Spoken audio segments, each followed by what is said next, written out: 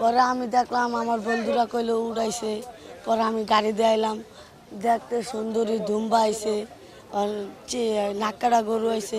উর্দুটা হইলো পাকিস্তানি, কথা বুঝছেন? আর একটা চাইতেছে 28 লাখ টাকা, একটা হইলো 26 লক্ষ টাকা, আর আপনার দাম উঠছে এই পর্যন্ত 21 লক্ষ টাকা।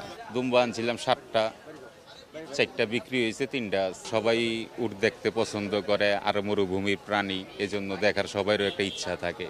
যে কোরবানি দেয় তারও একটা খুব ভালো লাগে। আমাদের নবী করিম সাল্লাল্লাহু আলাইহি সাল্লামের দেশে এইসব উট চলে, ওই হিসাব করে সবাই আর আগ্রহ থাকে।